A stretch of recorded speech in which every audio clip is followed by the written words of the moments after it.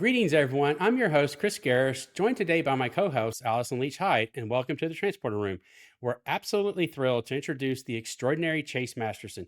Best known for her unforgettable role as Leeta on Star Trek Deep Space Nine, Chase is a powerhouse in entertainment and activism with a vibrant career in acting, singing, producing, and voice work.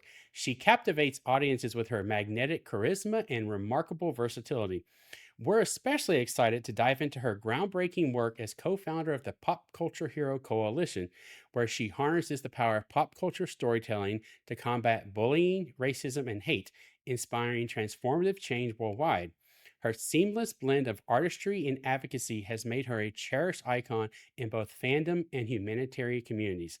Now let's beam in Chase. Hey, thank you so much. What a beautiful intro, Chris. And hey, Allison, thanks so much for having me. I am so excited that I get to talk with you both today. I've been looking forward to this for weeks I'm now. thrilled to have you aboard my interview, and thank you so much for having me here. Oh, you're very welcome. And I just, want to kind of start off to share how this actually transpired. How I got you on here because I was watching your episode, The Decon Chamber, early one morning on the Patreon release. And, I just was watching the interview. I watched it before it came out on on YouTube. And I knew after listening to I've got to have her on the channel. Thank And you. so I started that arduous process of finding your representatives Oh, because it's not just you, it's just trying to figure out the list of, okay, you've got a talent agent, voice agent, just everybody. I'm like, okay, so it's kind of like a just a shot in the dark to see who you're going to get. And so I picked one, sent them an email like I always do, and then just kind of did the hope and pray that I might hear something back. And then a couple of weeks later, I I was going to do an interview with Dave Zappone to talk about the Voyager documentary. And as to get ready for that, I asked him, "Hey, can you get your social media person to, you know, follow my channel account on everything so that when I started pushing it out, I could tag them, all their people get it." And Dave was like, and Goldie, his wife, were like, "Yes, we'll get that done." And they said, "We've gotten with Raymond to make this happen." And I'm like, "Raymond? interesting. Oh yeah." And I was like, "I have a Raymond that I does my merch as well." And later on, as we got closer, like that Saturday morning, I think we were getting ready to do everything to start pushing. Sure enough, I get a message from the Voyager Doc account, and he goes, "Hey," and we're just talking. I'm like, "It's Oh, it's that Raymond." And literally out of the blue, he says, you need to get Chase on here." And I said, "Well, I reached out to her people." And that's when I said, he goes, "Who'd you reach out to?" And I said, who I told him what email address it was. He's like, "Okay, send me what you did. Here's her email address. Send me and her the email, and then I will text her." I'm so glad he did. Raymond is wonderful, and so glad you guys got in touch. Oh, yeah. I mean, and it just blew my mind because I'm like, I know him. I mean, I've never got to meet him in person yet. That is a plan. I'm hoping maybe I can go to SCLV this year. If not, maybe he'll be in Chicago. I don't know. But yeah, I was just like, okay, this is such a small world that he was able to. So yes, I owe him a huge thanks Oh, to set this up. that's really nice. Raymond has been so instrumental in our Be Kind campaign. And thank you, Allison, for representing Oh, today. This is got you back. wonderful to see. I love that shirt. Um, yeah, I absolutely that's one of my favorites. And I mean, what better message, right? And yeah, and Raymond has been really wonderful in this work for years with us now. So thank you. As what I do on this channel is I kind of, let you know, and Allison is as well. We start with like your background, like, because Star Trek, yes, we all know we need to talk about the Star Trek, but that's, I hate to say that, it's kind of secondary to everything else because you do so much more than just Star Trek. Um, and but and there's stuff I don't know. Honestly, is like when you were growing up, did you actually have a passion for performing, or was it something that came, later in life? Because I know some people are. It's not until they get to college that they take a class and like, oh, I really like this acting thing. It's really interesting what people's path is. For me, I started when I was 5.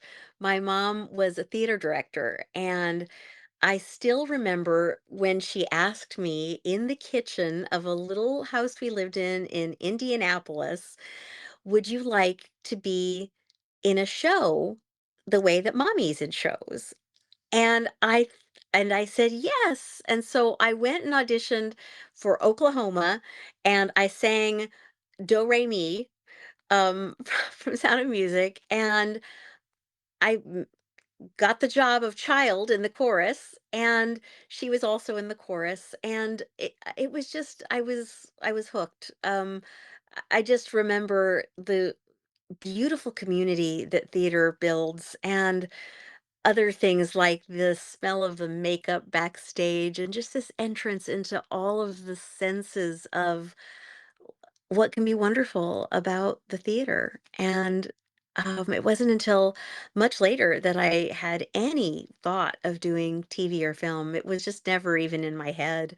But I grew up doing musicals and other shows, and worked a lot of regional type community theater. And my best role models, like the people that I look to in my life more than anyone, are still from those growing up years. The people that I was starry eyed over, Louie and Bev and Tim and Mary, and, just these people who are iconic to me, and they're still my favorites. That's wonderful.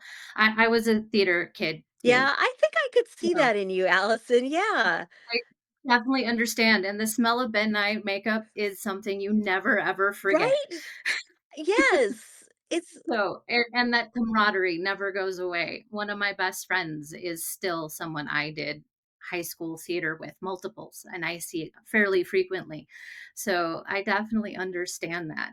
And I have another question for you based off of, childhood, young adult. You have put so much of your recent life into helping others be their best selves through homeboy industries, sorry, and of course Pop Hero.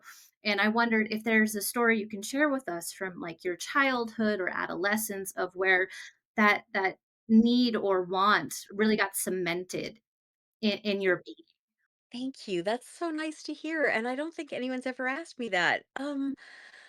I had some amazing teachers, and one of them was the choreographer at the theater where I grew up. The theater was called Moulin Rouge, and it was a dinner theater, and it was everything to me and to my sister and to my mom. And Larry Alderetti was the choreographer there, and he had been in huge shows. He was in West Side Story, the movie, and worked with yeah, worked with other phenomenal people, and just was instrumental in me becoming who I am. And Jean Wynn, my middle school drama teacher, and I mean, there's other people that, through the years that believed in me. And I think it can never could not be overstated how much it means when someone believes in you. And I think a lot of times we think, oh, they don't need to hear it, or oh, that person knows I believe in them, or they know they're good. But everybody needs to know that other people validate and respect them, and see hope in them. And it meant so much to me when those people did. Well, and that's like, as I was not a theater kid, but I was in band and athletics and, football and all that type of stuff. And so when you have your coaches or your band directors that, put so much into you to make you get better, even though you may not want that or enjoy it because, practices are hard sometimes, especially in the athletic side. And then, like in band, it's just, you've got that piece of music you just cannot play or figure it out, and they'll sit there and they will do everything they can, and then sometimes you just can't do it. It's just, it's beyond your skill level at that point in time. But still, the amount of time that they're willing to put in with you, it means a lot. It means a lot, and it also informs other things that you do, right? I mean, the life of an actor is not for everybody, and it's, you know, there's a lot of there's a lot of ups and downs, let's just say. I'm sure you've heard it before. But Allison, I can imagine that your work in the theater has informed everything else that you do in your life, right? It really does, because it gives you my high school drama teacher, Joey Chavez, like, I'm never gonna forget this man, know his name, love him to pieces, along with his wife, Robin Chavez. They were our drama teachers, they were our school parents, and but we did a lot of improv and improv games, and as an adult, that has given me so much confidence to walk into a situation like, I can play the yes and game. I know how to do that. And that's all life is. I mean, and it's also all D&D is yes and, but Yes, and yes, it yes. does just give you, just that little bit of confidence to go, I can just walk in, and as long as I don't say no or close myself off to the situation I'm in, it brings confidence to keep going through, whatever it is you're going through. Is it an interview? Whatever it is. Meeting parents? Is it, any of those type of Anything it is, dating even. I mean, just being able to yes and be on the same page and share and not shut people down, but really be open and help them to yes and you. It's just it's everything. Yeah. And for those of you who don't know yes and, Allison, go ahead and explain it. Well, there's a rule for improv. So, we play freeze. And so you'd have two people on the stage improvising a scene, and you'd say stop. But there's one rule in freeze is you can't say the word no. You can say yes. And if you want to change the conversation in a direction, but when you tell somebody no on stage, when you don't have a script, they don't know where to go. There's no place to go. You've just stopped it. And so you can't say no. You have to say yes and if you want to change the direction of the scene. Yeah. I'm learning. And this it's it's a wonderful rule of improv, and if you see any good improv people, you'll always see them yes-anding each other. And it was created by a man named Del Close at a theater in Chicago. I think it was the early Second City stages of all that group. And anyway, yes, it really helps. Yes, and it really helps you get through life. Oh, yeah. I'm sitting here thinking like I've probably been doing this in my life, not even realizing what it was in work and in meetings and stuff like that. When I have someone that comes to us with a problem, and you know, we've always say, how do I get to the yes? We don't want to say no. I mean, unless we absolutely have to with what we do, but how do I get to a yes for whatever your situation is? And you work until you can, and then it may not be a perfect yes, but it's But something. it can be a yes and. Yes, Yes, exactly. and we need this Yeah. too. Yeah. Yeah. And so, Yes. Yes, and because everything comes back to Star Trek, didn't Shatner do a book on yes? I'm almost positive he did a book on his saying yes through life, like something like how I yesed my way through life. But that seems like a Shatner thing to do. So yeah, he's written so many books. It's hard to keep up with. Yes, and they're all great. So many. And albums too, musical albums, which are just wonderful. Nothing like Sneaky Rocket Man. And it's part of the nature of reinventing yourself, which we all need to do through life, right? I mean, uh, we need to do that for ourselves because we don't want to be stagnant.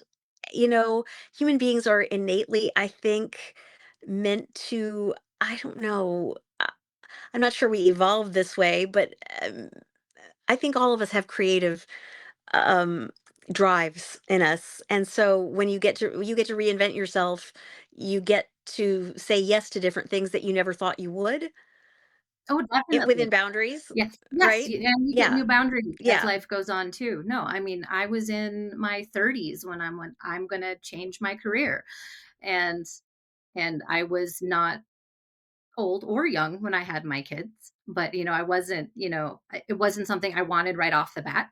I'm like, "Nope, that's okay. I'll take my time, and when it's right, I did that." So, yeah, and I think I got that from moving around a lot as a kid, and it was, like, in weirdly very like, every 4 years, I moved. And so, as an adult, I'm like, "I need to change something. It's been 4 years, and I don't wanna change my location. Let's change something about me." I get that. I get that. Are you an Army kid No, or my a mom liked Air to Force move. kid?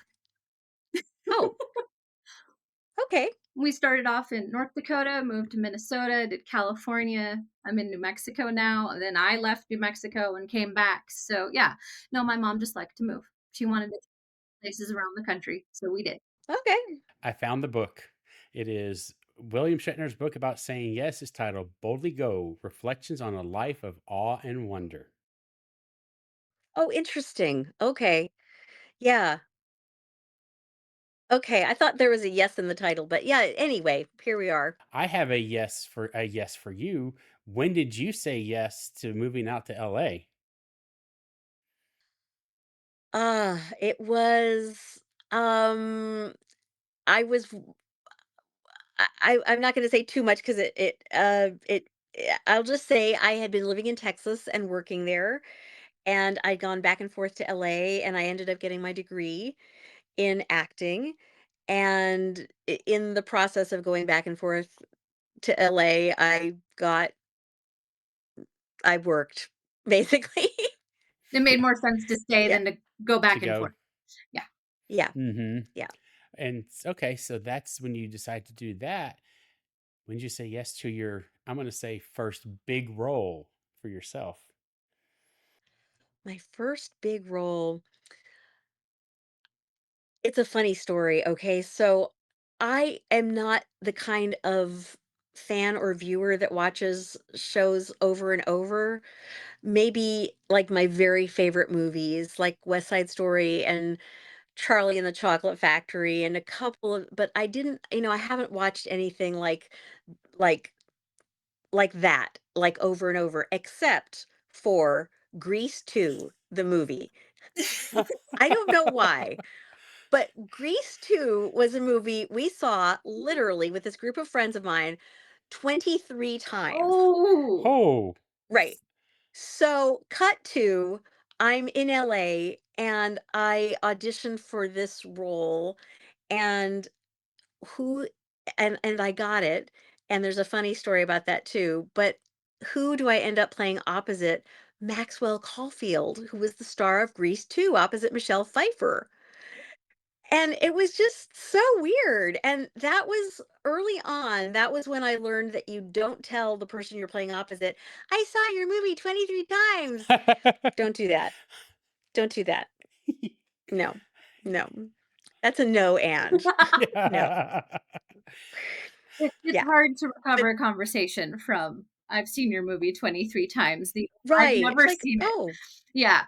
oh, Yeah. right," like, and I'm now supposed to take you seriously as an actor.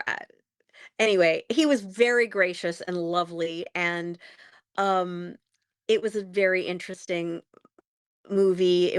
We shot in Poland, and the thing about that was funny about this job is they asked me if I was a horseback rider, if I knew how to ride. And as you do, you say, "Yes, and I am proficient at horsebacking, riding on horseback." And so what did they cast me as? I didn't know this, but the role was for a horse stunt trainer. And so I had to learn to ride and not tell anyone that it was me learning to ride on the back of like Polish Lipizan yeah, stallions. At, of course, 7 o'clock in the morning before we shot each day. I would go and have a horseback riding lesson, and of course, it was snowing, and, like, really snowing. I would pour snow out of my boots each night. We shot from October through December, and, yeah, back when there was snow a lot of places, and, yeah, it was very funny, but hey, I did it, I said yes, and I got the job. I think many actors say yes to knowing how to ride a horse. It's one of those things where, like, I'll figure it out as I go, and yeah, not the first nor be the last. Least you didn't forget that you were allergic to horses while saying yes, you knew how to ride a horse. I can't remember the actor's name, but, um, he did forget that he was allergic to horses and had, like, anaphylaxis, full on allergic to horses. It's like, "Oh, oh, that's right," because he wasn't around them that often, so yeah, he forgot. Yeah, he was fine. He's all fine, but yeah. Okay. Wow. Wow. Like what I did for love. Uh, Mhm. like almost die, I Yeah. guess. Yeah, yeah. I have another really good story on that type of thing. So, one of my very first auditions ever, and I'll make this fast because I don't want to go on too much about this leg of it, but one of my very first auditions, outside of, it just in film and TV, was, for a music video, and I didn't know which one. And they had a cattle call, and so you go in, and here's the guy, the director. He goes, or the casting director, I don't know. He goes, "What do you do, kid?" And I'm supposed to answer. I said, "Oh, I'm an actress and I'm a dancer." He said, "No, no, we want something interesting. What do you do?" And I said, cartwheels." And he said, "No, no, well, we want something interesting." I was like, "That's okay. Next." And I turned around, my hand was on the doorknob. I am about to walk out, and I turned back to him, and I heard myself say, "I'm a snake handler." And I had maybe touched a snake belt once, or shoes, or maybe a purse, never an actual snake. And so here he goes, "Oh, yeah? What kind of snakes?" And I said, "Big ones." Like I'm I Love Lucy or something. And he says, "Yeah, Pam, can you get me a snake?" And Pam goes, "I think so." And so suddenly, here I was, the lead dancer in a Stevie Ray Vaughan video where the whole concept of the video centered on this lady snake handler and her band of gypsies. So they had no idea what the music video was going to be about, and they were getting their ideas from actors, and that's what it was. So I had to learn to snake handle with a 6 foot boa constrictor named Samantha. Samantha, love it. Samantha. Oh, Samantha. that's Oh my wonderful. gosh. Anyway, so yeah, what do we do? Oh my goodness. Anyway, Okay. Yeah. I'm sure that was on track. You can cut that No, part out if you that's want. no, I'm just You laughing got it because completely on track. That was that's wonderful. totally on track. And I'm just like, because that's the one thing I will never touch a snake. I will walk out of that place in a heartbeat because I don't do snakes. Yeah. Not bugs. Snakes are Oh fine. my gosh. Yeah, get the job at all costs is not really a great thing to live No, by, not when frankly. it comes to Yeah, snakes for me. Oh my goodness. Well, yeah. these is great stories. Oh my goodness. Thank Those were you. awesome. And it's good, good stories. Thank I'm you. loving it. But now let's go ahead and move into pop culture. Okay, So, and I guess before we talk about your role as Lita, because I know everybody wants to hear about that, but I really want to hear more about your role as Chase Masterson, CEO of this magnificent organization that you thank formed, you. and what was the catalyst for bringing it to life? Wow, what a great question. The catalyst for bringing it to life. People often ask me within the context of coalition work, they say, and it's Pop Culture Hero Coalition, so I call it the coalition. They say, what is your background? And a lot of people have a degree in psychology that do this type of work. A lot of people have, maybe they're a social worker. Um, I say my qualification, my background for this work is depression. And that is what if there was a single reason that I do this work, it's because I know how dark it can get. And because I am better now.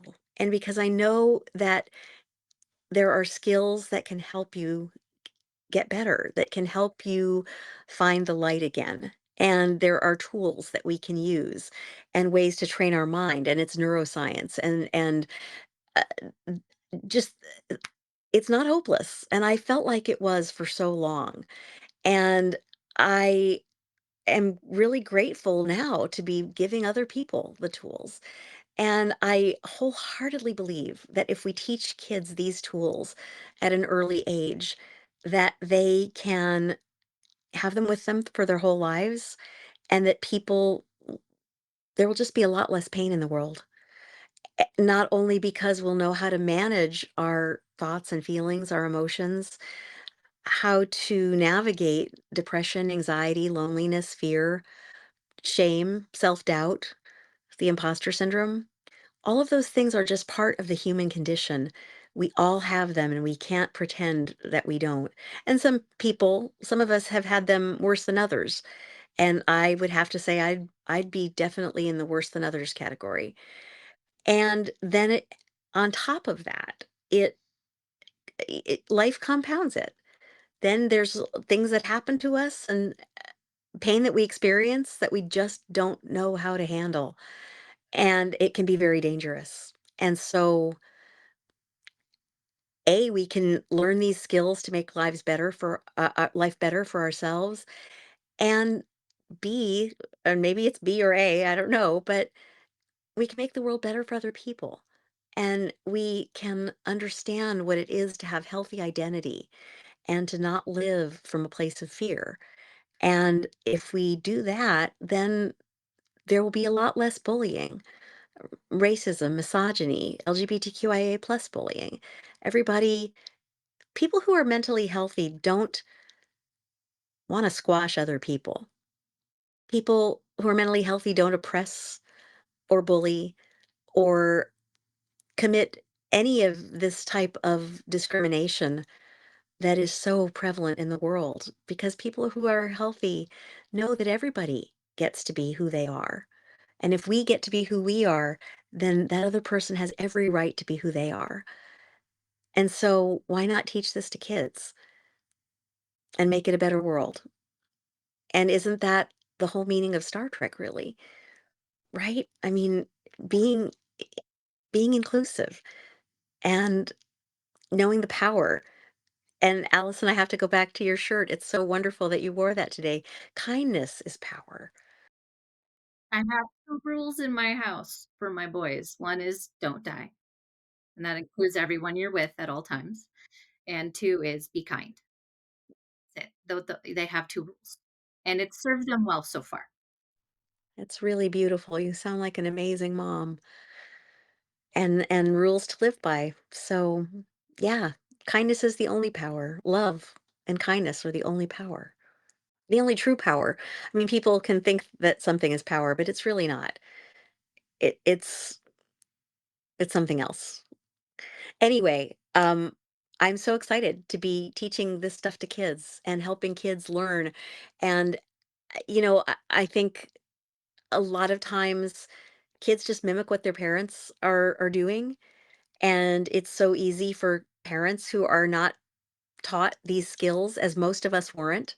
It's so easy for parents to say something flippant or critical or unkind, and then that's what kids learn, and they learn it often at home or maybe on TV or wherever it is, and they think that making a joke at someone else's expense is funny, and it's not, it's just mean. Um, and so people do all sorts of desperate things in order to gain power and to feel good about themselves or for a quick endorphin rush. Uh, and we teach that it's so much better and more fun to be kind and yeah. I mean, I'm just rambling here, but Yeah, Well, and we're no. you loving it. know, It's why we're being so quiet. Yeah, thank exactly. you. Thank you. Thank you. Well, these stories, Star Trek, Star Wars, The Avengers, Wonder Woman, Black Panther, Harry Potter, all of these stories have these heroic narratives in them. And that's why they're the most popular stories in history. Right? That's why all of these movies are the highest grossing movies and the highest, the most watched. And it's because they teach us how to be heroes for ourselves and each other. And, it's not because of the big space battles or whatever, the magic or the special effects. It's really because our hearts know that this really is the way to be. And so why not use these stories to teach these parallels to kids? A kid might have a really hard time talking about how they are struggling with, you know, with feeling left out or feeling like they are being attacked in some way. But they can talk about Wonder Woman. They can talk about how her enemies came for her and what did she do? Or Picard. His enemies came for him. And just that in the same way that Picard uses his tools and his ship and his team, his allies, just in that way, we can use our mentors, our allies, our sidekicks, our tools. And instead of phasers, we have self-compassion. The act of being as kind to ourselves as we'd be to anyone else, as hopefully as kind to ourselves as we'd be to a good friend. So often we talk to ourselves in ways that are too critical, that are critical, and that it's really not our voice. It's somebody else's voice, a parent or a teacher or some mean kid. And we adopt that voice and we beat ourselves up. We tear ourselves apart. And so learning to use self-compassion as a tool and an understanding of our thoughts, feelings, and behaviors, an understanding of our identity, who we are, an understanding of mindfulness, which is not just meditating, it's really being able to stop in the moment and think, what is it that I value right now? What is the thing I want most in the long run, not the short run? And I'm going to make a choice to do that thing rather than what I impulsively feel like. And those are our first 5 lessons: identity, mindfulness, an understanding of thoughts, feelings, and behaviors, self compassion, and resilience. All those things lead up to resilience. And so a lot of programs start with resilience, but we teach that fifth because we know that all of those things are what can really help us be resilient on our toughest days. Empathy is later because we really can't learn empathy, not in its truest form, not on the toughest days, until we understand how to take care of ourselves and what we value. Oh, yeah. Oh, yeah. No, completely agree. As a parent trying to teach, resilience is hard because I've already come to my point in life where I have my own resilience. And I know, what I went through in my life to get there and how I was raised. And, I'm different than my mom and my dad, and my kids are different than me, even though they look like me. I still have to remember that they're not me. And so that is a hard thing to do. And a lot of times it's just like just walking the path next to them and just going, you still have a soft place to land. The world isn't going to end, because sometimes when they're 3 and that ice cream falls, that's the world is ending right there. And it's just because their emotions are too big for their body. Right. Exactly how I feel about it. And all you have to do is go, you know what? Yeah, that ice cream's gone, but ice cream isn't gone. And how that lesson, like, goes into adulthood and all through childhood is interesting to see how that flows. So the what you do is so amazing, and that this is, what teaching children how to be people and not just children. I feel a lot of times, that kids are like, "Oh, they're kids, they don't understand." I'm like, "Yes, they do.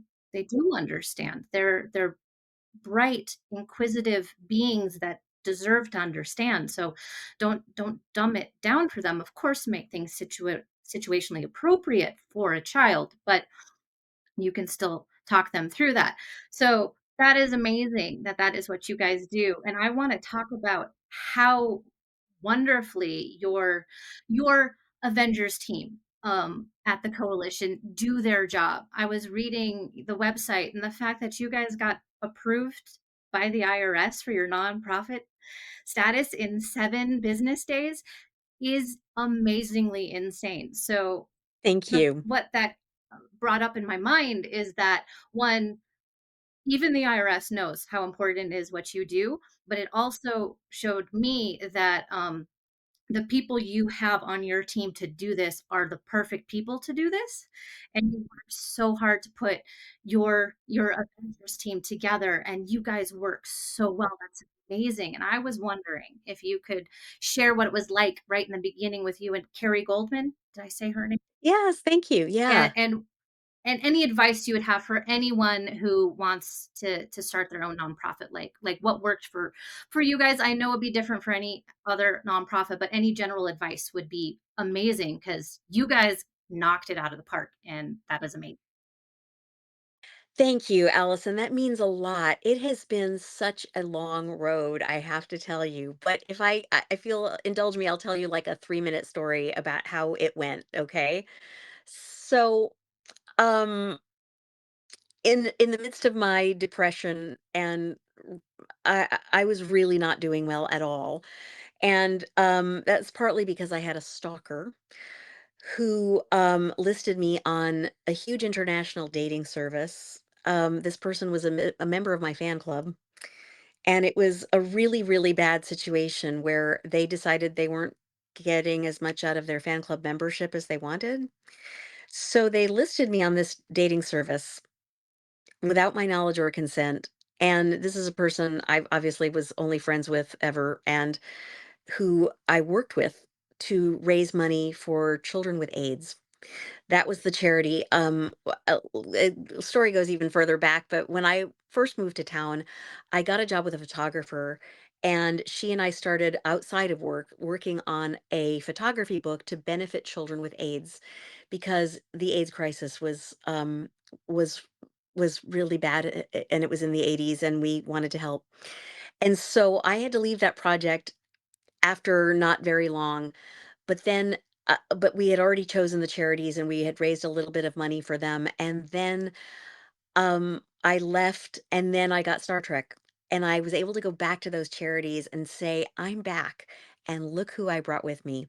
Thousands of people all over the world. So we raised a lot of money. And this person who did this horrible thing was one of the people that I raised money with. And so you know, I was really betrayed and really rageful and really just deeply hurt, and I didn't handle it well. I drank.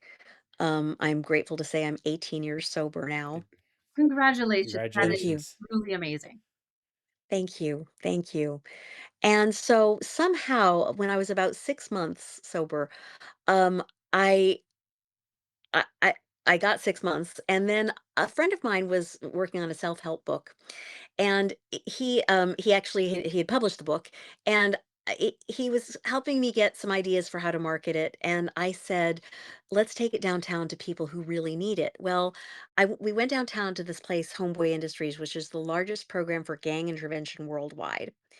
And these kids come straight out of prison, basically.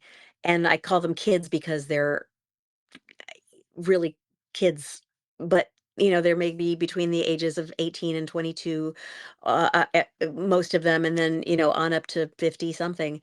And, I worked with these kids, and really the bottom line is I was there to save my own life more than anybody else's, and I started to listen and learn what they went through, and almost every single one of them were in the situations they are simply because they're born in the wrong zip code, and because they made some choices because they were afraid to make other choices. And they one of the people, and we talk a lot about ending bullying.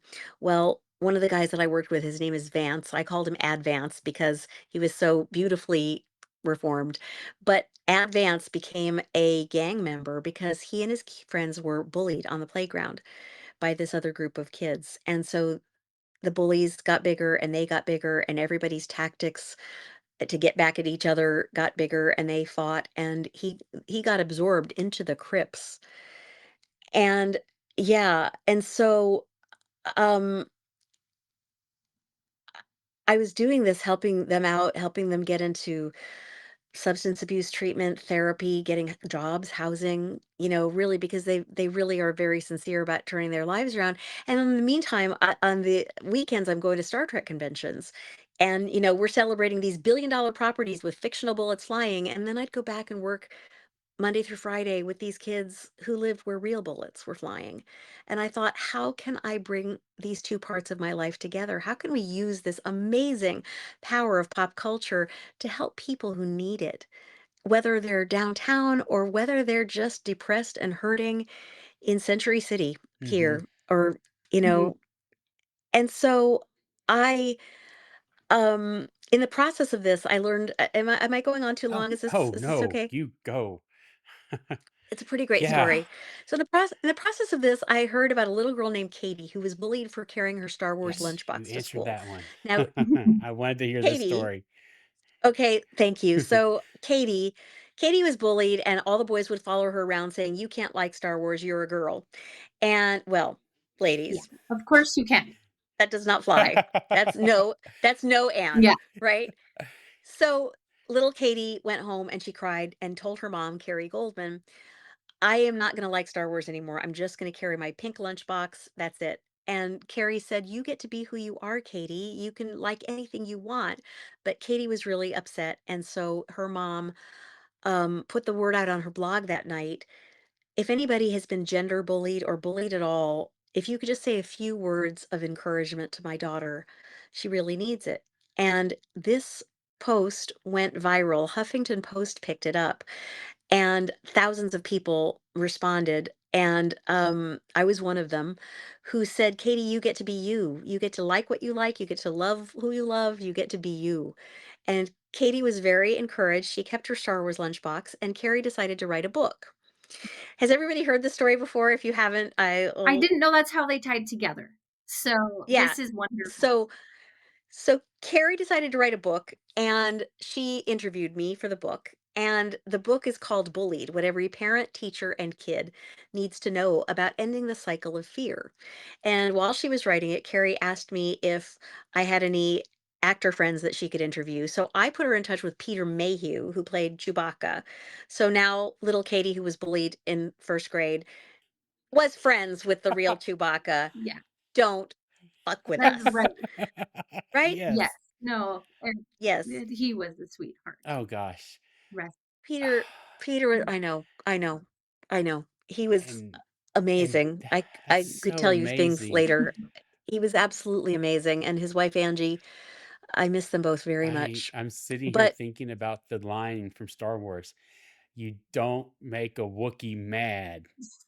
That's right. you don't make a Wookiee mad.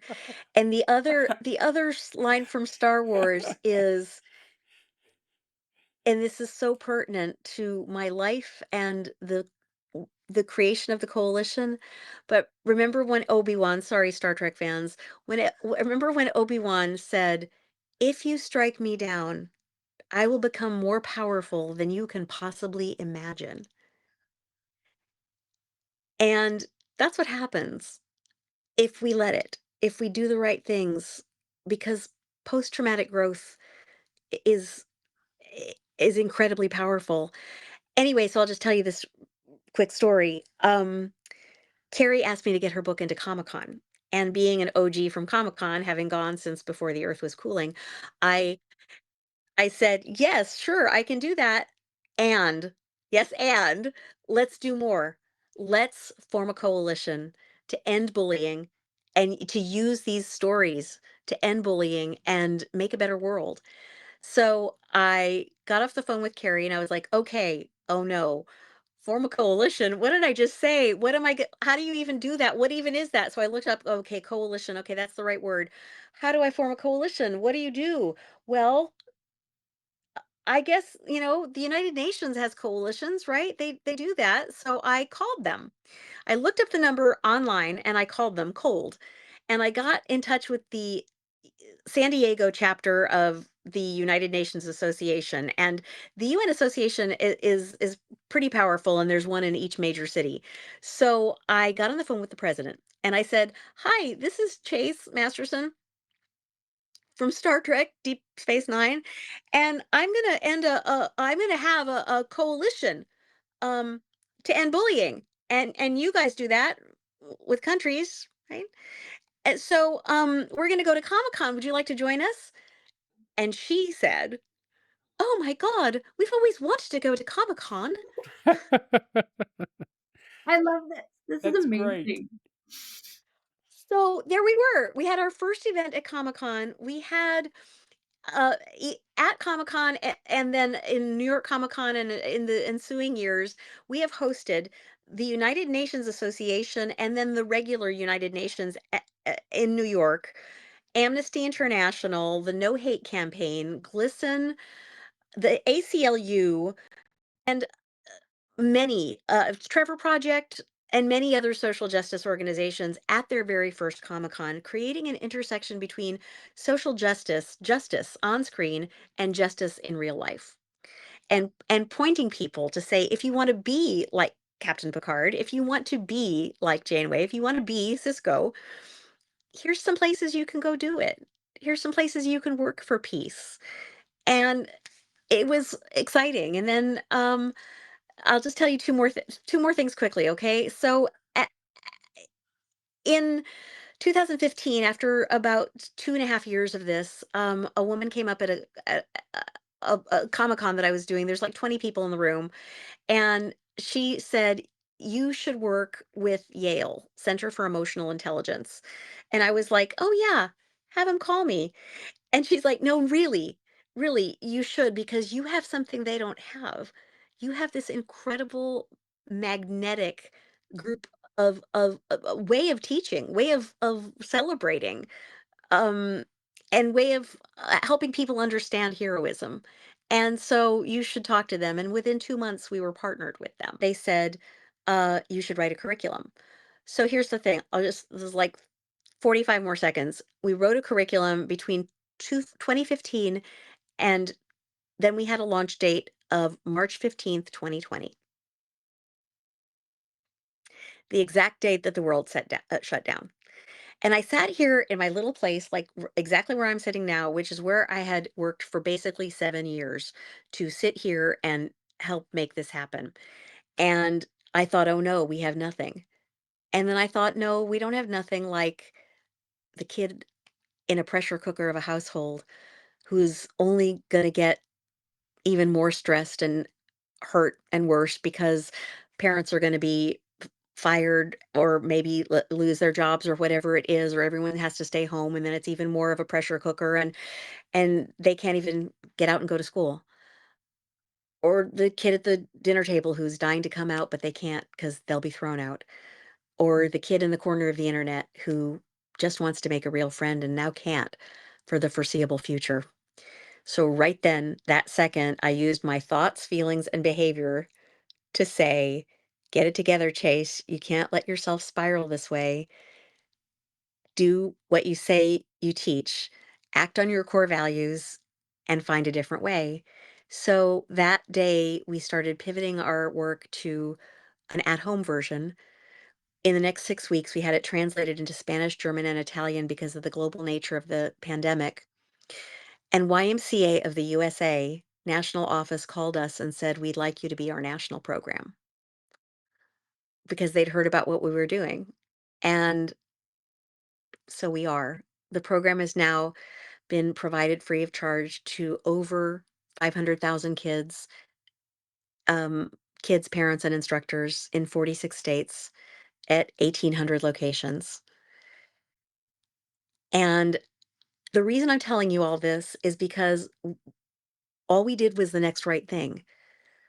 We had no idea we'd ever get here. We had no idea that we'd ever be impacting anybody's life outside of whatever it was we were doing then, trying to get this kid a driver's license at Homeboy, trying to help little Katie, trying to help this room full of 30 people at a Comic-Con or 200 or whatever it was, you know? But when you do you what your heart says to do to the fullest extent, good things will happen. And I can't promise what level they'll happen on, but that's That's the best way to live life. Hmm. To yes and it. Yes, and it. Yes, and How can I help the next person? Yes, and. yes, Yeah. that is So that's what we've That done. is that amazing. that's God, that's Thank you. phenomenal. That's Thank and you. that's and what you're talking about leads honestly kind of right into my next questions that I have about the coalition because as as we were talking before we start recording, I let you know I work in the K-12 public school system. Now I'm not in the classroom. I'm a director of technology, which allows me to see what's really going on out there. And, I just kind of wanted to, get your sense on how do you feel about I feel like social media in today's society for the children has really become a detriment to today's youth because now it's all about how do you get more likes on your TikTok. What's the next TikTok trend? I mean, we won't even go into because I'm just one just popped in my head. I'm not even going to talk about it because it's just I don't understand it. Like, why would you do some of the things that you're doing on that? But again, it's about the likes, how many followers you can get, and then also as we were talking about, and y'all work heavily with bullying as well. And, the three of us, when we left school back in the day, if you were bullied at school, at least you got away from it. Now, not who knows what home life was like, but let's say you had a good home life and you didn't have to worry about your parents bullying you, but you had somebody like that was being picked on, like Katie, but then she could go home and it would stop. But today, it's 24/7 because you've got TikTok, Instagram. Well, no one uses the kids don't use Facebook anymore, but that's us. Facebook, Snapchat, all that type of stuff. And I mean, look what it has done to their mental health.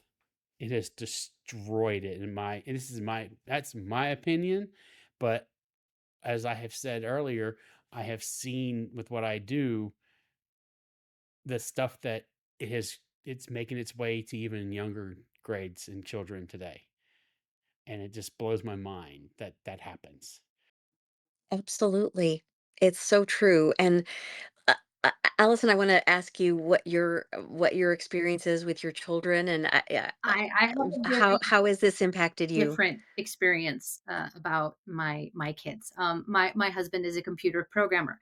My husband are not allowed on social media. They have never been allowed on social media. We never posted our children on social media. They don't get social media until we say they can, and I know that is a very different stance, but that's where we're at. My children still have access to the internet, but they are not allowed social media. So they can talk Good, to them, good. I mean, you yeah, know, texting, yeah, and calling, FaceTiming. They can play games with each other, but they're not allowed social media because it does follow you. I have stories of their friends how, you know, they get bullied at school, and then it follows them through social media, and it's there all the time. And if that child doesn't have a strong sense of self, that is horrible to have that follow you everywhere. So, yes, because of what my husband knows that the internet is forever, and so, we posted our children. And if they're, we put if like family said, "Oh, we saw this family and our child is in the picture," I'm like, "You don't tag us and you don't put their name." That is fine. I have to sign good for this. you.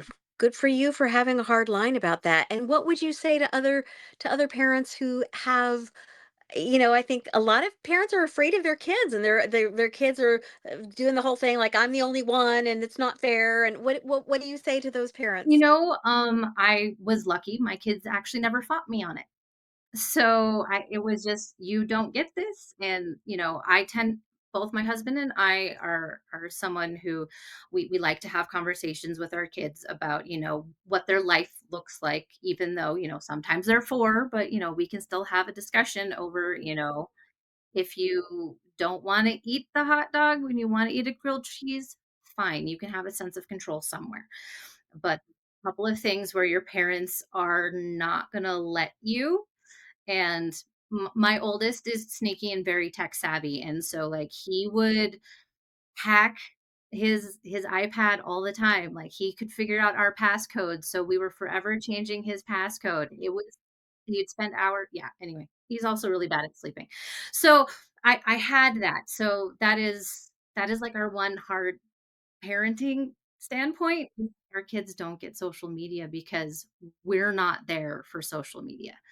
You know, my kid has a computer, but it's a desktop that I can walk by. He's out in the open, and so I can see what's there, and so that was it. I'm like, "If you wanna know about things that are adult contact, you come talk to me. You come talk to your dad. We will talk to you about that. If this happens, let us know, and we will talk to you about it." And the goal has always been to not shame or diminish their experiences, but again, also because the internet is forever, social media has is the one, like, first stance I see. So, and not being scared to do it is okay. So, and being a parent who's not afraid to say, like, "No, this is what I believe is for you." And then, it's France now that has laws about that for and social media, something like that. It was a while ago, so I don't remember it, but, when that was coming out, I'm like, "Okay, I don't feel quite so bad." Like, there were kids suing their parents for posting them all over social media. I'm like, "My baby can't say yes or no," So that's taking agency away from them before they even have agency, so Yes, yes, and before the brain and mind and heart is really before the brain is mature enough to handle what's going on. I'm not sure that any of us are, frankly. no. I have pictures of myself from high school that I wouldn't want on the internet forever. Well, and not They're in only that, color. but before we're even yes, I agree. I definitely do too. Although, you know what? There's nothing wrong with that girl. Having them. There's nothing wrong No, with that she had a girl. great time and had wonderful Mhm. friends, Yes, and she was a but really her good, sweet girl and very beautiful and valid in every way. It's not so much that we need to hide, but we don't understand, even at our ages or maturity level, how not to compare ourselves because we all do it, right? And and social media is like someone said it best, I think, by describing it as we're comparing our insides to their outsides. So they post the best of themselves, and we're viewing it with all of our wants and hopes and dreams and hurts, and yes, jealousy, and yes, maybe, yes, happy for everybody who has nice things, but we can't help but want those things ourselves. And so the internet is a landmine when we are looking at other people's posts and profiles and having no real idea what's going on with them. And n- you know, knowing everything that's going on with us, we don't automatically think, "Oh, I'm not the only one with self-doubt and fear and shame." But if other people aren't showing it, then it just feels very lonely. And anyway, I mean, it was hard enough, right, when we were kids. So how much harder it is. The member of our board who it put us in touch with YMCA actually is um CEO of a Y, and he was getting his doctorate, and in the process he was going over research that said that the level for a child's brain of stress and trauma that they undergo when on social media 24/7 is is similar to someone being in a combat zone, but for that brain level, because they never know what's coming. It's 2 o'clock in the morning, your phone can go off and it can be somebody saying a really mean thing to you. And so, the nature of terrorism or trauma is that you don't ever know when it's going to strike. Right? And so that's what kids are going through with brains that are not even fully formed. And that's why I'll give you some statistics that keep me going every day, and you can find these statistics on the CDC website. 24% of high school girls have made a plan to die by suicide. Now, not all have attempted, but they have had a plan in their heart, like, "This is what I'm out. I'm out of here. I can't do this anymore." This and the numbers right, the numbers are higher for LGBTQIA+ kids. The levels of mental health challenge in the that remain unaddressed are absolutely horrifying. A very small percentage of kids get the treatment that they need, kids or adults, and an even much smaller percent in communities of color. And that's partly because there still is stigmatization, sorry, and there are fewer resources. And so, what we've set out to do is make mental health tools available free of charge for everyone who needs them. I believe that access to support is a human right, just like any of Maslow's hierarchy of needs. We need food, we need water, we need shelter, we need social contact, and we need support for our brains and hearts. I mean, a- anyway, we've never withheld our program for funds, for money. We, for the most part, have provided our program for free to all of those people I mentioned earlier. And part of the way that we get to do that is through the Be Kind campaign. A lot of people think all we do is the Be Kind campaign. No, that's a way that everybody can pitch in and say, I believe in the work you're doing. I wish I had this work when I was a kid. I want to help support people who need it. And pitching in $25 for a great thing to wear, and you gotta wear something, right? And also, professing your story, your message, be kind is part of who I am, so I'll wear it. And also making these programs possible. Wow. And that's something with what you just talked about your program, and it made me was wondering, like how do is there a way for schools to integrate your your solution, your program, your curriculum into the curriculum, yeah, this, for the schools, for like to have like resources for like bullying or any of those resources that y'all have, because and how do and we can even get more into that after the fact, but like how do acquire it. It's built that way. It's built that way. So for you, Chris, and if anybody works at a school system or school district or is even as a teacher, or a parent, we now have direct access to our work beyond the COVID level. Um, yes, it's built because it's built in a really user friendly way because we know that school time is tight. There's not a lot of extra time. Our lessons can be as little as 20 minutes once or twice a week. And that can go like in a zero period, it can go in with English. There's a literacy component to our program, so you can teach it in English or even um, just there's a few other ways that it could fit into to the work, to the school work, social studies, etc. Because of the books and the things that we feed in. So for every lesson, there's 32 lessons, including a nutrition and wellness component. But for every lesson, there's um, physical activity and games, art, reading, sharing circles, and dramatic play, in addition to original video. So no matter how a child learns, they can have access to tools. Some kids learn best by doing physical things and getting in there and doing stuff. Some kids learn best by reading. So it's really built for use. And so, yes, it can be used in schools. It can also be used at home. And we finally have a Patreon, which we just set up last month. And if anybody would like to check that out, we would love your support. It's really very new. It's patreon.com/the heroic journey. And that's the name of our program because we teach kids to be heroes for themselves and each other. Wow. And definitely we will put that website splashed everywhere as much as we can in the editing.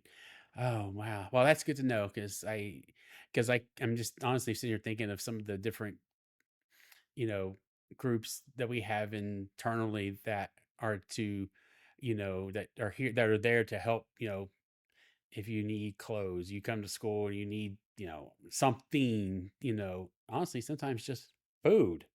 We have a campus, one of our campuses, she's got a food blocker type thing, for kids that may be hungry and so on. But again, those are just additional resources that could be to add in because, as you said, I mean, unfortunately, in our public school system here in this in our state at the moment, it's really having some issues with funding. They're just being real tough on funding public school at the moment, and so I'm not even going to go into that.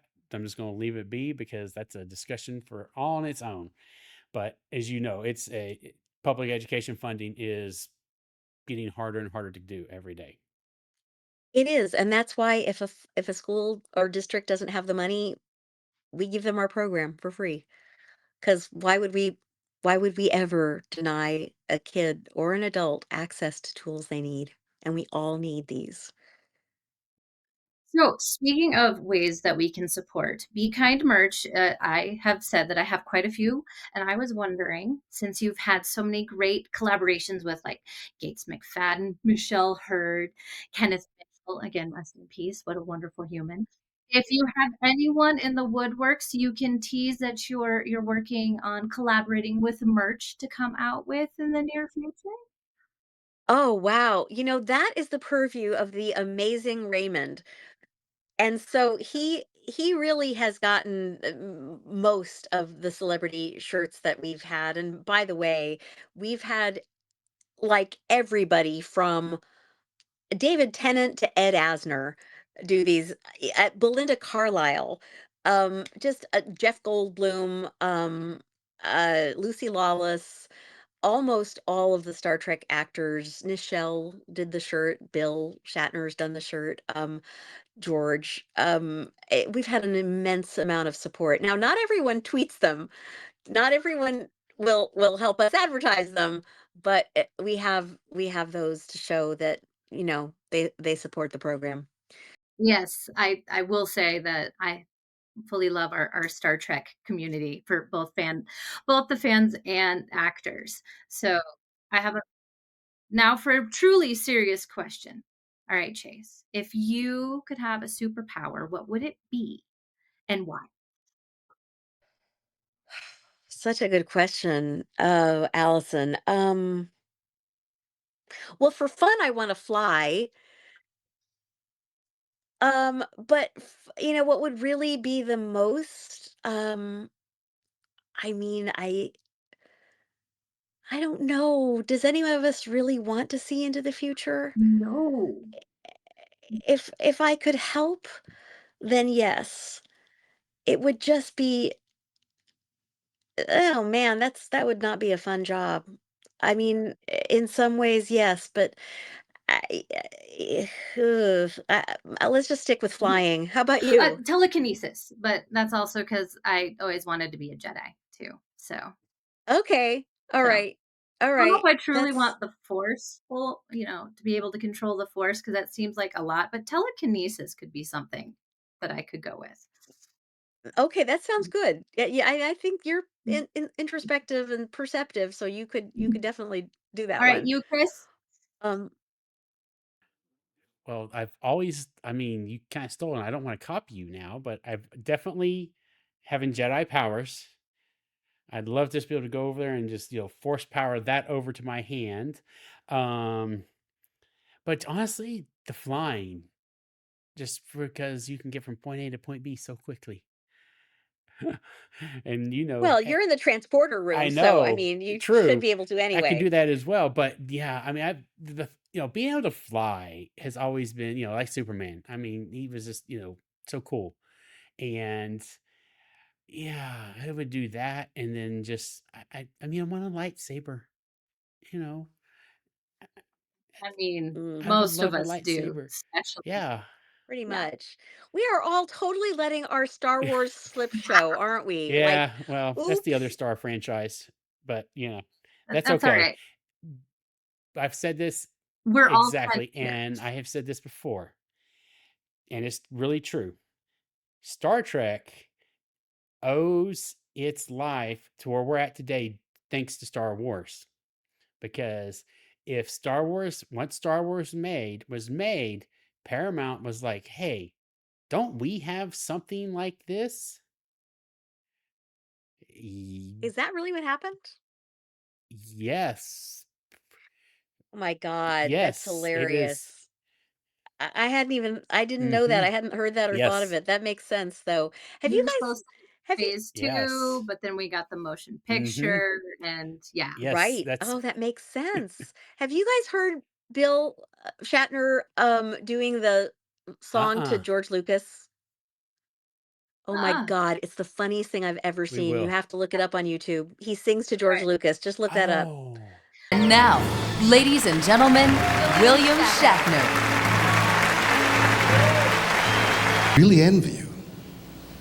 That hair, I just envy the hair. Is that a dominant gene? From one star voyager to another. Here's a message I think appropriate for a man being honored for his life achievement.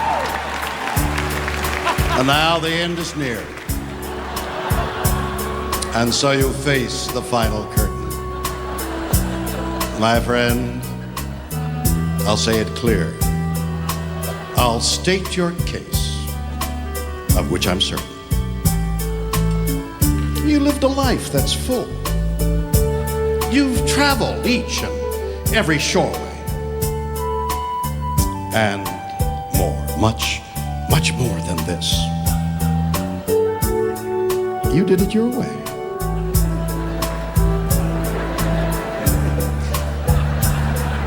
Oh, regrets.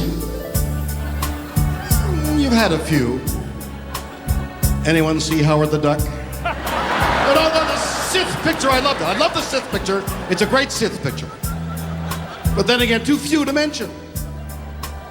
You did what you had to do and saw it through without exemption. You planned each charted course, each careful step through every doorway. But more, much more than this. You did it your way. Oh, yes! There were times I'm sure you knew when you bit off more than you could chew, Baka. Shut up. But through it all, when there was doubt, you ate it up and spit it out. You faced it all. And you stood tall. And you did it your way. But what is a man? What has he got? Not himself. Then he has not. I'm doing it my way. To say the things he truly feels. And not the words of one who kneels. The record shows you took the blows, and you did it.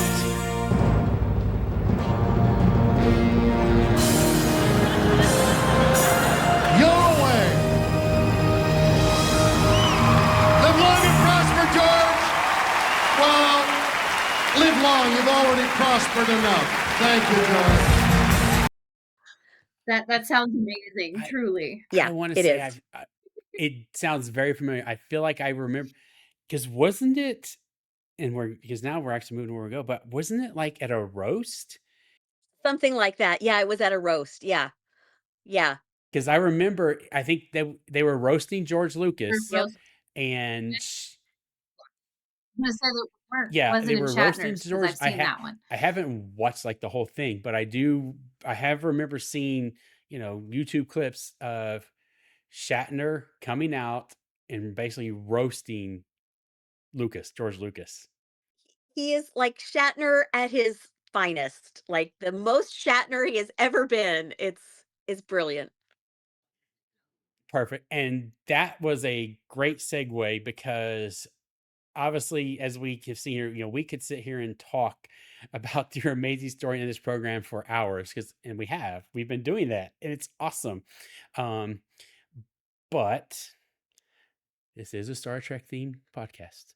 So I we probably should talk about Star Trek for just a little bit. Yes, please. Yes, Because absolutely. everybody's probably gonna be like, okay, I thought you were a Star Trek. No, we are, but we're getting there. We had much Yes, more yes, important and I went stuff. on so We had, much. I went on so much about my stuff. Feel oh, free to yeah, ask any more questions for Star oh, Trek that yeah. you have. And I mean, it don't there's no time limit on, oh, you I know what know. I'm And saying. that's why I appreciate that. Okay. And honestly, my first question is, like I said, we should talk about Lita and how that became. Thank you. So, when I got to LA, I was trying to meet people and didn't know how, but I heard that there were these showcases where you could pay $30 to meet casting directors each. And then they could see your work. You do a scene for them, something that you either bring in or they hand you a scene and cold read. Um, and I wanted to do that, but I didn't have $30 very many times over. I was new in town and just couldn't. So I went to this showcase owner and I said, Look, I'll get people to take your showcase classes if you let me take them for free." So I did a barter thing, and one of the people that I got to meet was Ron Surma, who was the casting director with Junie Lowry Johnson for Star Trek Next Gen. And so I started meeting them. I think by then it may have been Deep Space Nine may have already been on. I think it was. And I got to meet Ron Surma. He brought me in for a role um, opposite Jake in the second season of Deep Space Nine. It was the role of Marta, a Bajoran Dabo girl. And I thought it was wonderful because Dabo girls are fun, Bajorans are spiritual. I thought what a cool juxtaposition. And I got down to the final two on that. And as I've said before, it was because I didn't get it because Jake was 16 and she was 19, the other girl who got it, and I'm not. And so I was thinking, oh, how close and yet so far away. And then I got word that they wrote the role of Lita for me. That is so wonderful. And I have to say, I watched Deep Space Nine the last 2 seasons as they aired. I got to catch up and watch the first 5 seasons all in one go. It was amazing for the late '90s. And Deep Space Nine is my favorite, and it's because almost every character on that show, I can see myself in that character or a part of that character in me.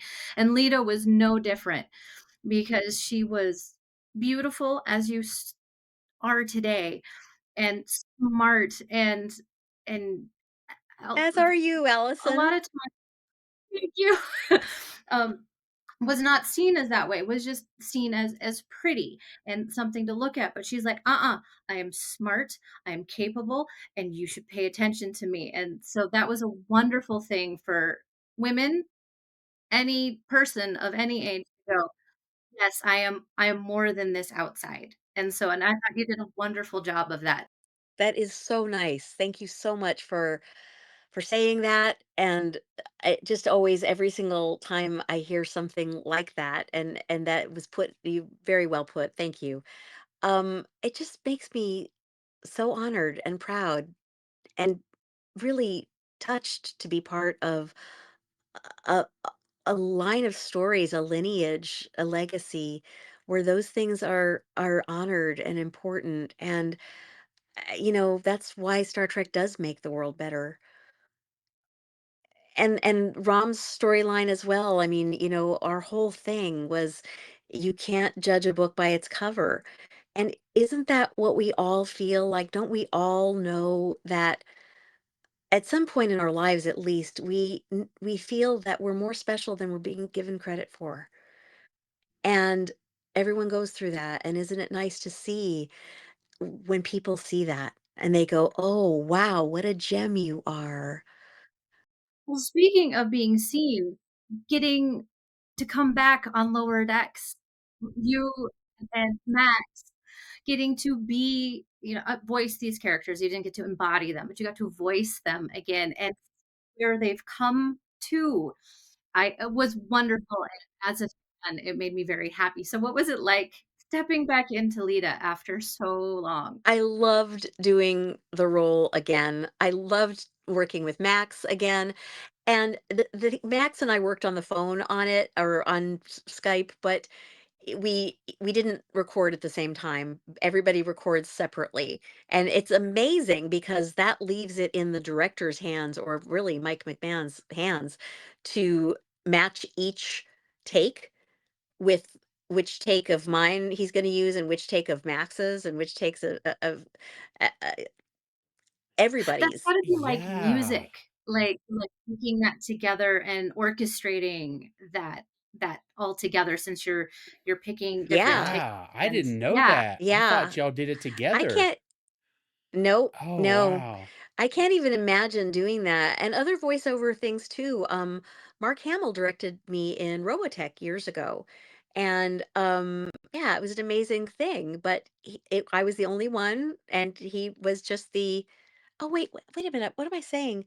It wasn't he directed it, he directed a comic book movie. Anyway, bottom line is, um, uh, yeah, a lot of times you're there speaking into the microphone and hoping that it sounds good, or like you're, on camera, like afraid of this mop head, and they're gonna put in This this is how Yeah, close it is. horrible Now voice monster, but no, it's mop a head. mop head, and you know, anyway, That's too it. well, I'm sure having, so many years of Mhm. her, your belt, as it were, really Oh, did help to Thank bring mhm. you. It really did. It was super fun in that way.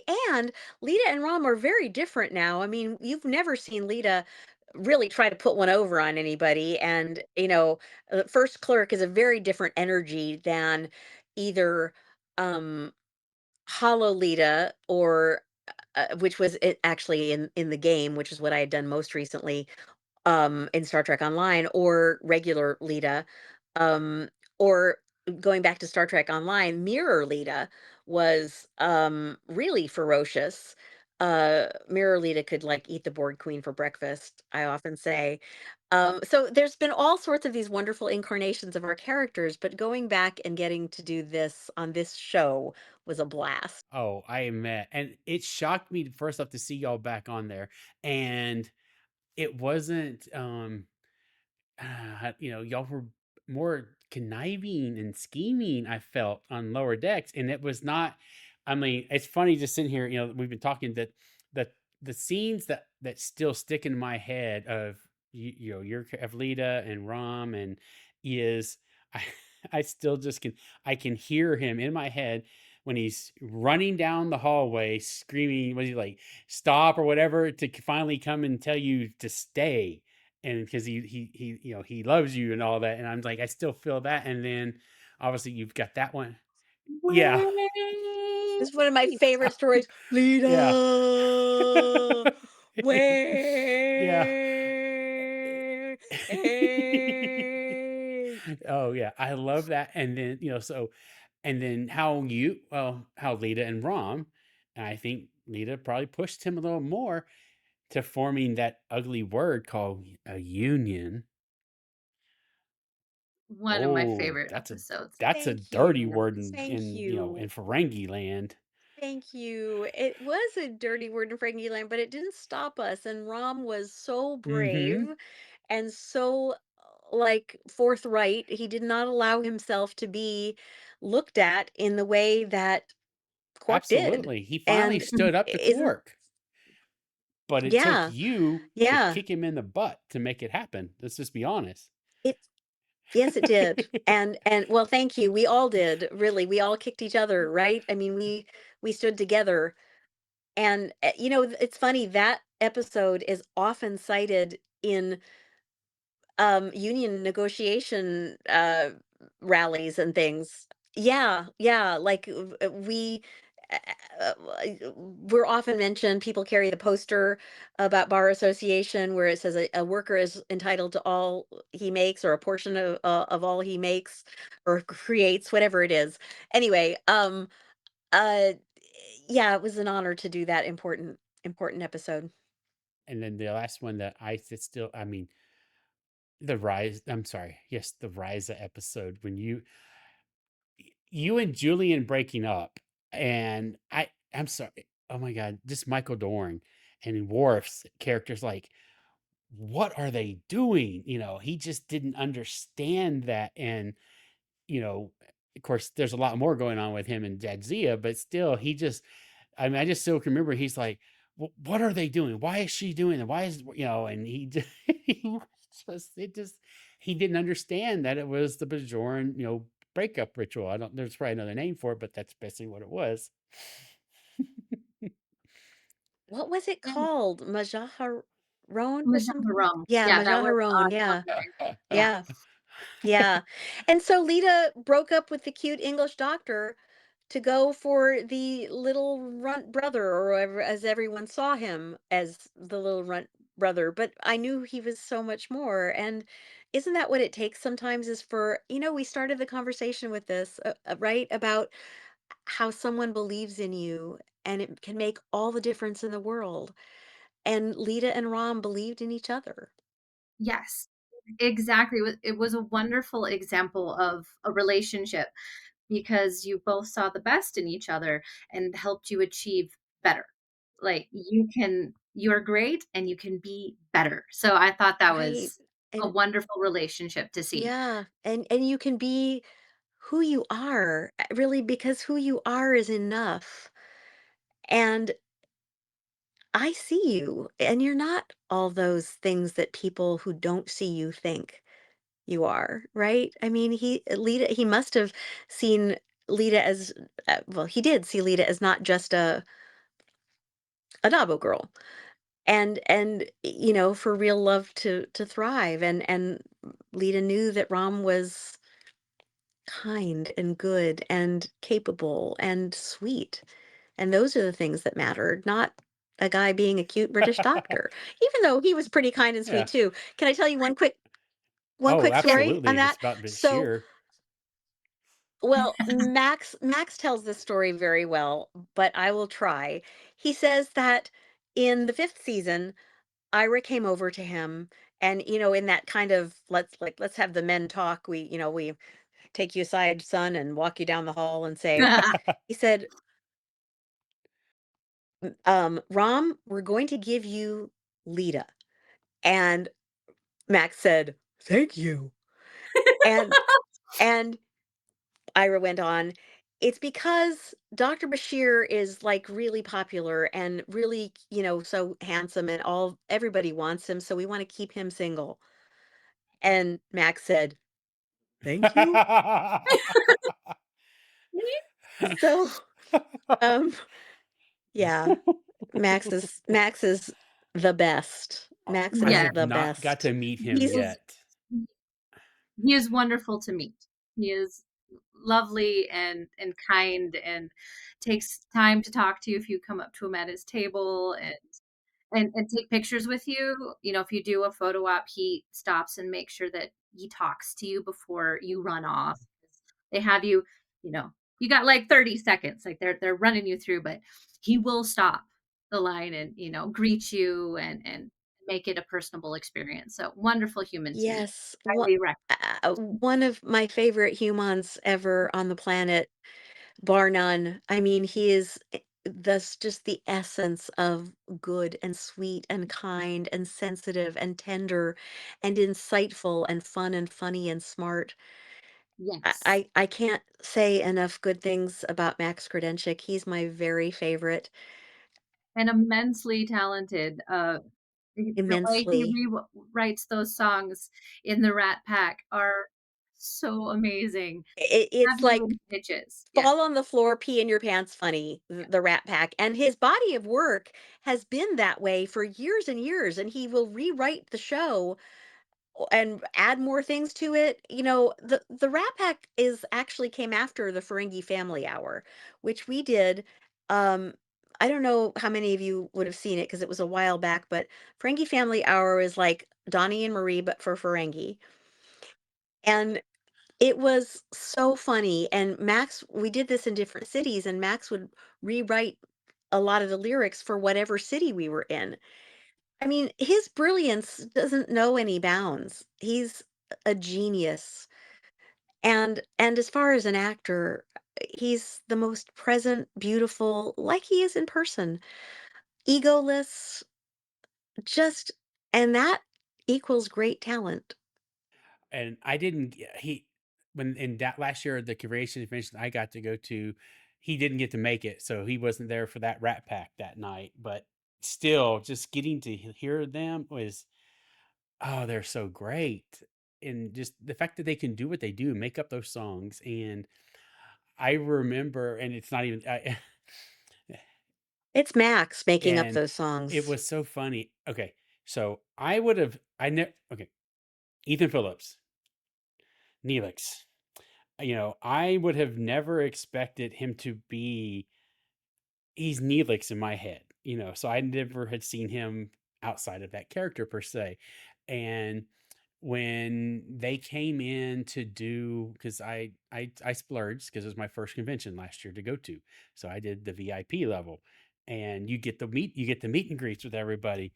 And I usually try not to talk about this, but because we're talking about the Rat Pack, it blew my mind when they came in and we were all talking. It was everybody, Casey, Ethan, all of them were there, and Ethan, apparently he likes to tell some dirty jokes, and Occasionally, yes, he's been known to do that. obviously be a mixed crowd, but in which we were like, they were egging him on to tell some joke, and I can't even tell you what it was because I'm not good at remembering jokes or anything. But he was like, I don't want to do it, I did, it's just he was just being so kind of like, shy. And then I think it was probably somewhat, maybe a little bit of an act. Because they finally got him to kind of do a version of it or something. And but it's just I was not expecting that at all. And it's not a bad thing. It was just, yeah. And then I got lucky. I just said hi. I was in the elevator with him and Jeffrey Combs at one point, but we just, elevator talk. Hi, how you doing? That was the end of it. So but yeah, it just I'm if I get to go to a convention that he's at, I'm really looking forward to it. And I've got a lot of friends that are really pushing me to go to STLV this year. And so we'll see if I can. Yeah, she's one of them, um, and others. And so, but yeah, oh man, that's so cool. And speaking of conventions, are you going to go any this year? I'll be at STLV and I'll be on the Star Trek cruise, So will both I. of which are an experience. Will I you? booked the I'll be cruise. on I the cruise. booked the Oh, cruise for good. 2026. Good. I'm so glad. You will have a blast, just an absolute blast. And I would also say I would also highly recommend Vegas. It's not they're like, you'll never forget either one of those. I Once you start, if you love it, once you start, you're not gonna stop. This will be my 3rd year in a row. Oh, good. Okay. My 40th birthday to myself, I gave myself my Star Trek fandom. So I joined the 7th rule. I started going to conventions. I'm like, this is Ah, my 40th birthday present to myself. So that's they've been wonderful. with me.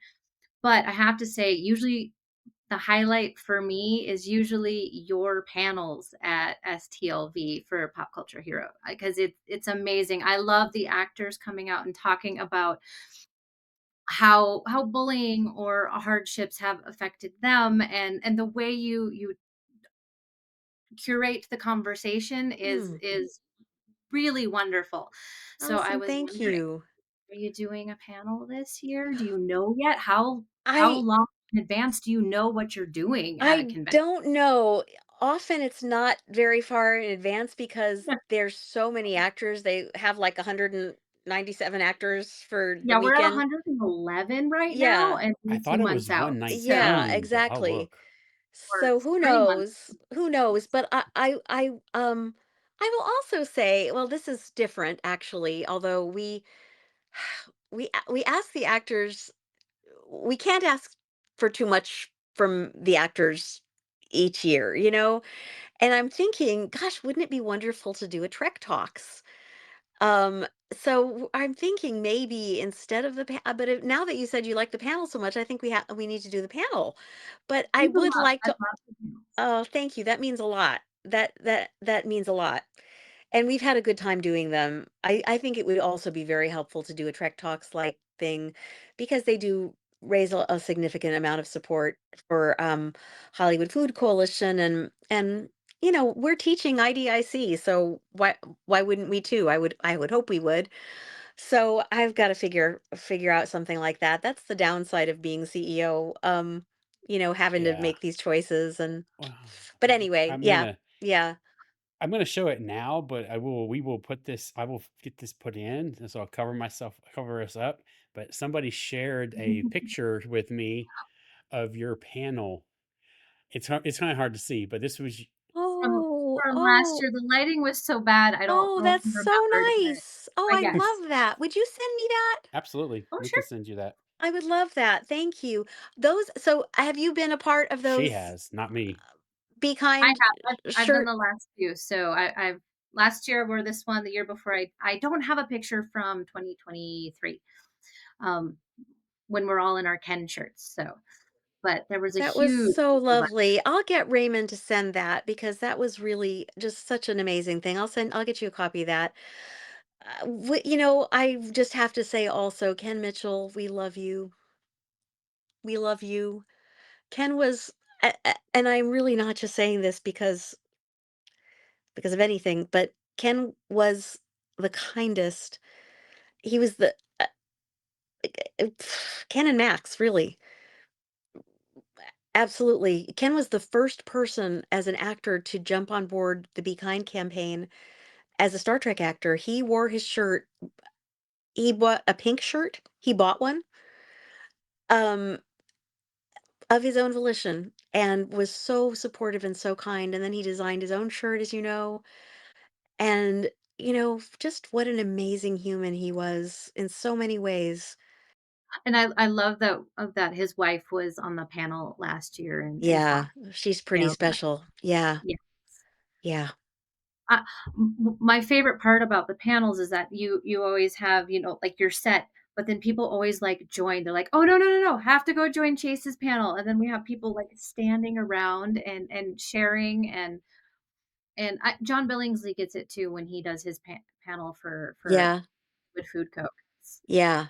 2 of you are out there changing the world for the better, and Thank we you. need more of you guys. So thank you for sharing Thank a little. you. Thank you. Well, we couldn't do it without you guys. I mean, we're just two people, John and I, and you guys are what really builds the coalition. Builds the That is what we are. And I have to say I was trying to think of how I would say this before we started this recording today, and I was thinking it really the best term I can think of is I was evangelized by kindness by the Trek community, if that makes sense. You guys brought me into the fold of understanding how a group of people could make something go from being a television show to being a world changing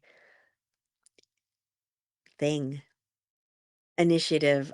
Um, And I see it every day in our work together, and also back when I was doing a lot of conventions, like during the run of the show, I would go to a con and they would greet me at the airport and say, like, "Here's a check from your charity. We had a Klingon bake sale, or we had a Bolian car wash, or we had," and they would just have a check for whatever charity I was working on, and usually it was for caring for babies with AIDS.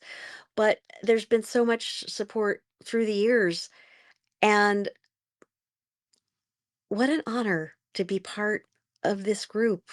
I am so grateful and so honored to be part of who you guys Well, are. we're honored to have you as part of our group as well.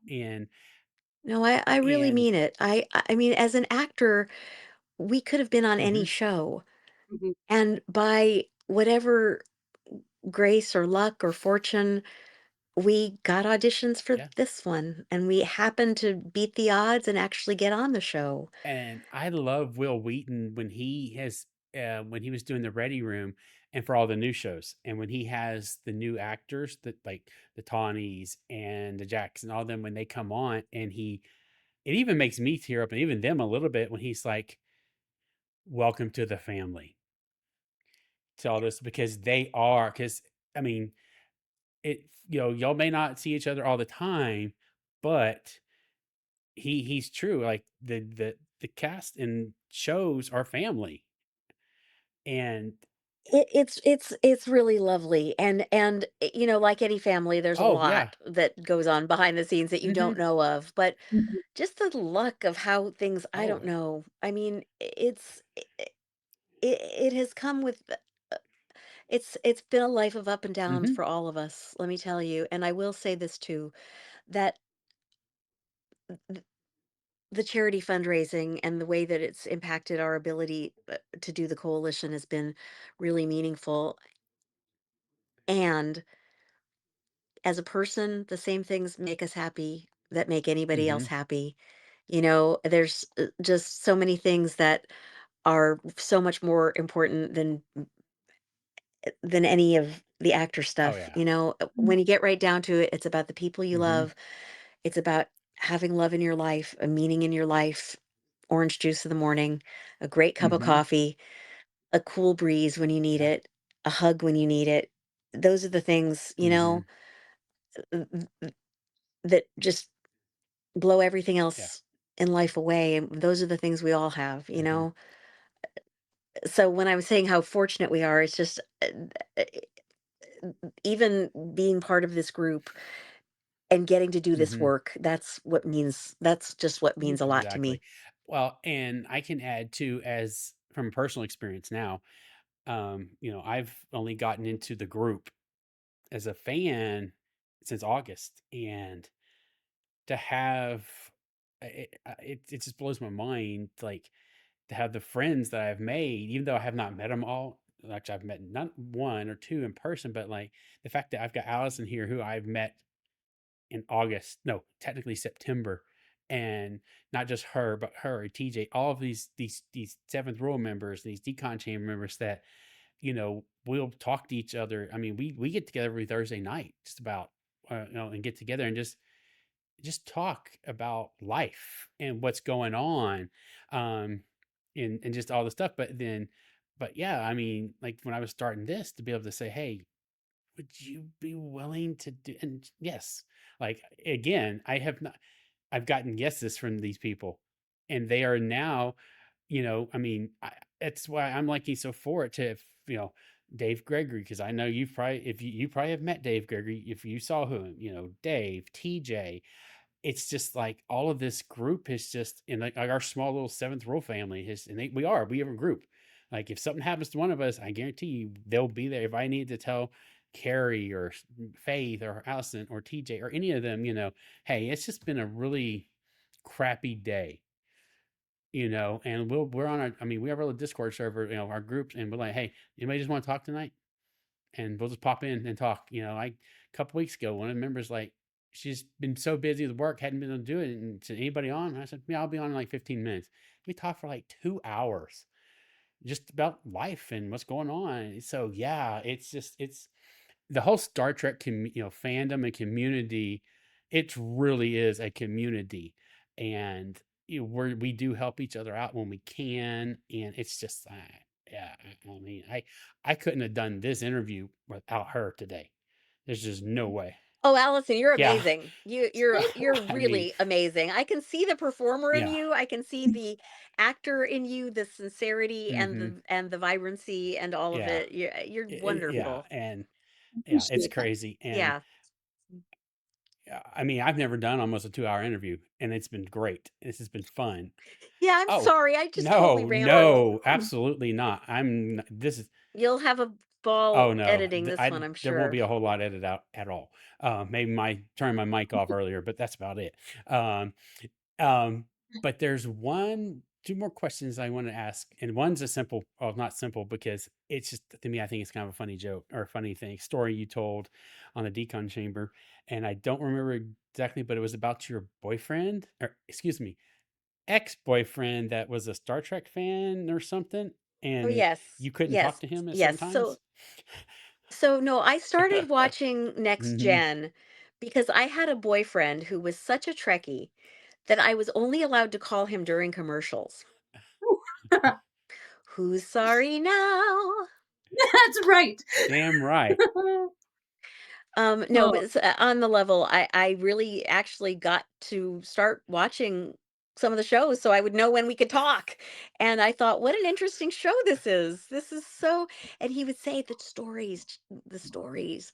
And I'd mhm. be like, yeah, actually, yeah. Mhm. It is the stories. Okay, I'm gonna watch. Don't call me. But it is the stories. No. I mean, Yeah. and there's episodes of because I'm coming in on the TNG review of the Seventh Rule. There are episodes that, you know, we watched when we were, teenagers in our teens, in high school, that at the time, the themes were just like completely over your head or just like boom, I have no what they're talking about. I'm just watching the series. But now that's one thing there's several episodes, reviews that we've done that I'm like, do I really want to go on it? But I do because I want to hear what other people in our group say. Because, living in a small town in South Texas, there's certain, there's things that we just don't experience down here, versus like one of our members lived in New York at one time, and getting to hear her take on what was the episode? You know which one I'm talking about. It's when Riker's actually the one Riker's getting hit on instead of doing the hitting on. We, Oh, Perfect Mate, Perfect Mate. it's and Is this Anne Marie in New York? no, no, No, no. This is no. another person. She's Yeah, wonderful. She's She is a yeah. wonderful. jam fun, yes. Isn't she lovely? And see, we know you Yeah. guys. We know you. But Um, it's those types of episodes right. that, now I watch, I'm like, okay, so that's what they were talking about. And then, the first episode with the Trill we had, and I watched that episode 3 times to get prepared for our review. And it was the third time, the last time I'm watching it, I finally realized, oh, that's what they're talking about. It was when the new host comes out as a female, and Dr. Crusher's like, oh, and she basically says something to like, if it was a different time, different, it was about, same sex relationships, basically what it was getting into. But I never picked that up until now as, a 48-year-old but that was all they could say back in like 1991, 92 to get past the Yeah, censors. Mhm. right.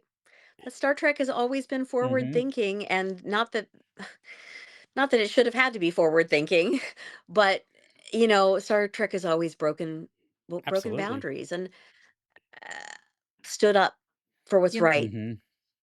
Nichelle was there standing to just to be seen was huge.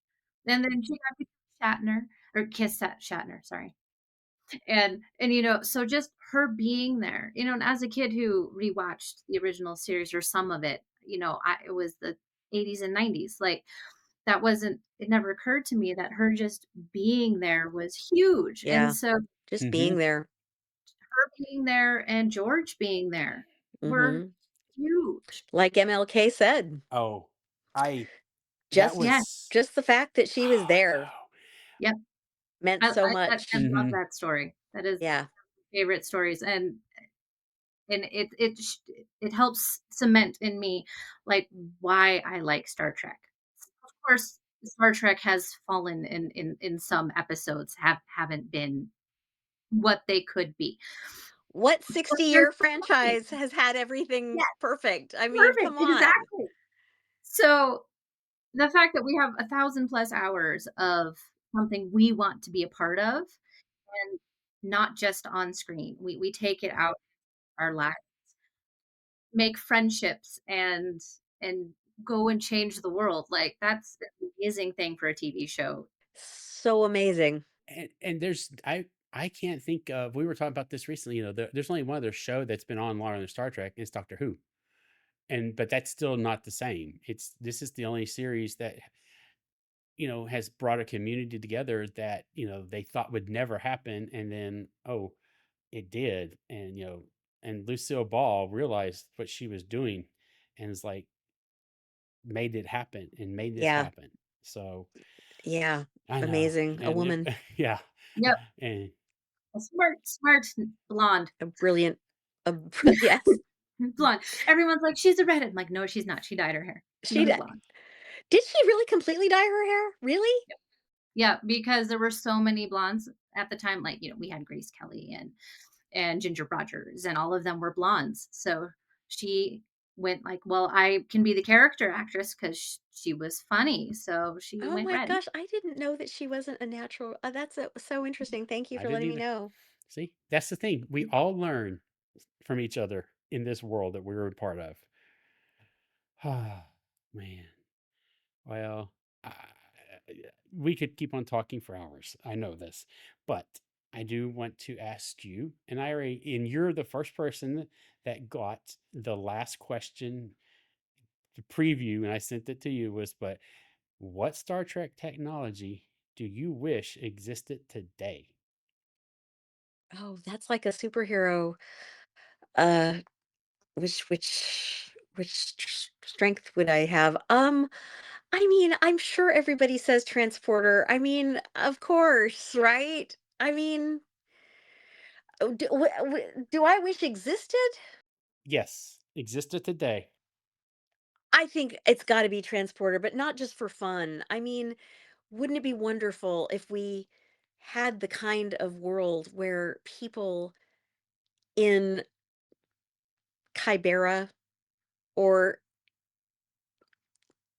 South America, Mexico, South Central Los Angeles could beam themselves into a better circumstance? Not that it would all be taken care of simply by virtue of being in a different place, but a lot of it would.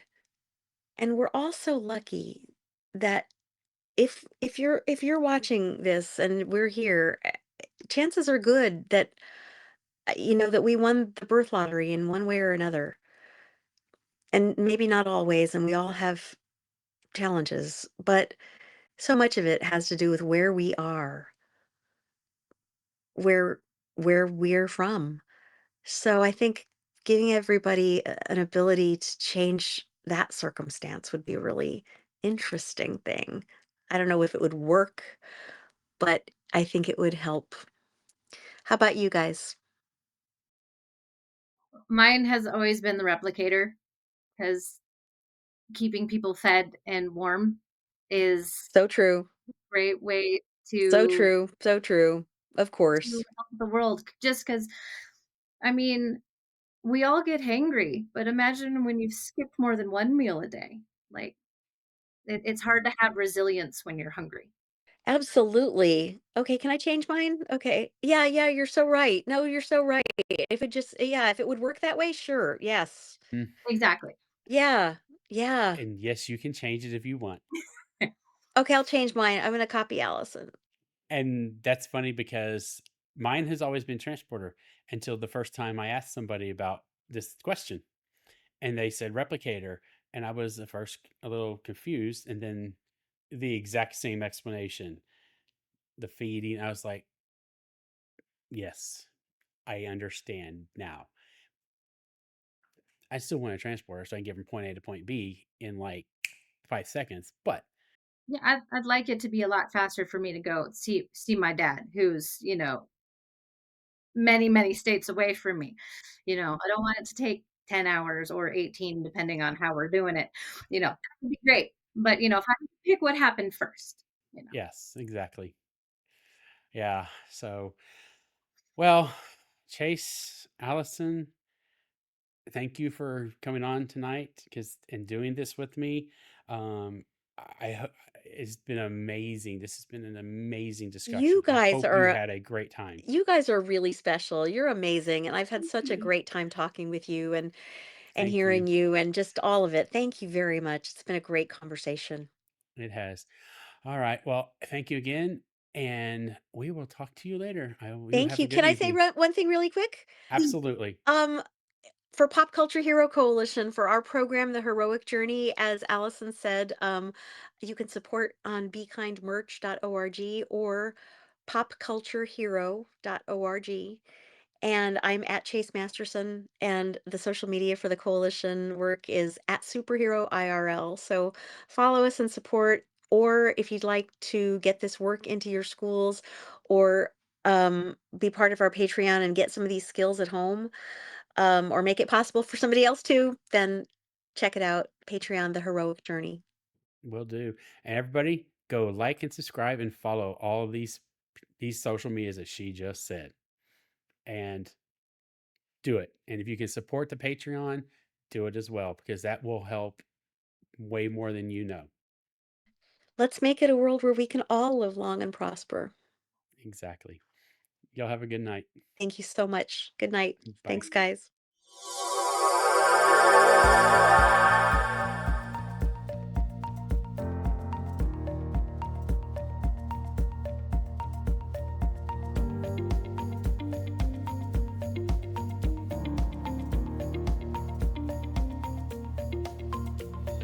Thank you for watching The Transporter Room. For just $5 per month, enjoy ad-free access to this episode and all previous ones, plus exclusive bonus content. Sign up now on Patreon.